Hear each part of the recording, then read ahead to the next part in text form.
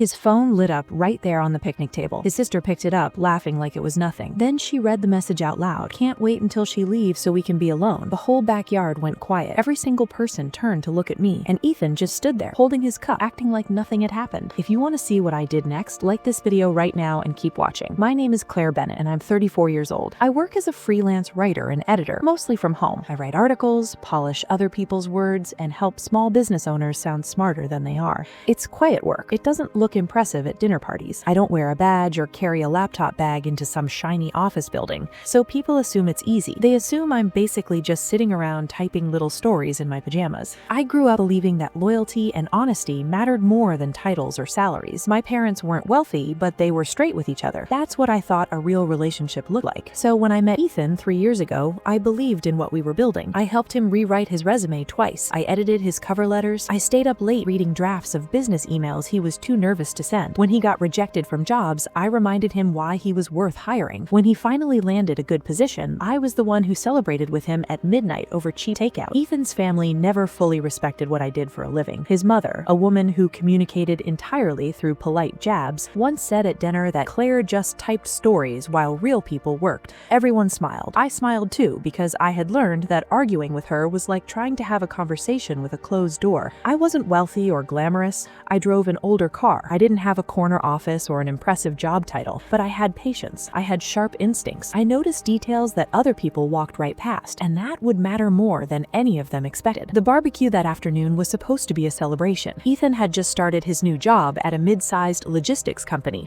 and his family wanted to mark the occasion with the usual combination of folding tables, too much food, and relatives who hadn't spoken to each other in 6 months, acting like best friends. I showed up with a fruit salad and a genuine smile because I wanted to support him. That was always my first instinct. Support first, questions later. Everything was fine for about the first hour. Kids were running around the yard, someone had a speaker going with old songs, Ethan's uncle was grilling and arguing about the right way to flip a burger. It felt normal. Then I noticed the phone buzzing. Once, twice, 3 times in 15 minutes. "Why does she keep messaging you?" I asked, keeping my voice low. Ethan barely looked up. "I told you, she's just a coworker. She's texted you 5 times since we got here." "Claire." He said my name like it was a warning. "It's nothing. She's helping me get settled at the new job. Relax." I let it go. That was my mistake, but I was trying to be reasonable. Then his sister, Jade, leaned across the table and grabbed the phone, laughing. "Ooh, who's blowing you up?" She read the notification preview out loud before Ethan could stop her. The whole table heard it. "Can't wait until she leaves so we can be alone." The laughter stopped. His cousin let out a low whistle. Ethan snatched the phone back so fast he knocked over his cup. He was already talking, already explaining, already doing what people do when they've been caught doing something they can't talk their way out of. But I wasn't listening to his words. I was looking at the screen, because in the half-second before he grabbed it back, I saw something else. The contact name wasn't the coworker he'd mentioned. It was saved under a completely different name. His mother looked at me across the table and said flatly, "Claire, don't make a scene at a family event." I hadn't said a single word. Ethan leaned close and whispered, "You're blowing this out of proportion." His cousin laughed and said, "Man, you've got 2 girlfriends now." Everyone chuckled. I forced a smile, but inside, something had shifted into place. A quiet, cold kind of clarity that doesn't feel like anger. It feels like understanding. After that day, things changed in small, careful ways. Ethan stopped inviting me to family gatherings. He said I had made things uncomfortable. His family seemed to agree. The story they told themselves was that I had overreacted at the barbecue and embarrassed everyone. I had caused a scene by sitting silently at a picnic table while his sister read a text out loud. A few weeks later, I went to a smaller gathering, just close family. Ethan was in a good mood, relaxed, telling stories. At one point, he laughed and said, "Claire's imagination runs wild. She's a writer, remember?" Everyone thought that was funny. His aunt patted my hand like I was a child who had said something silly. I didn't argue. I didn't defend myself. I just smiled and picked up my fork, because I had started to realize that arguing wasn't the move anymore. The threats came next. Ethan told me I was being paranoid. He said if I kept accusing him of things, he'd end the relationship. He insisted the woman texting him was just helping him navigate a new workplace,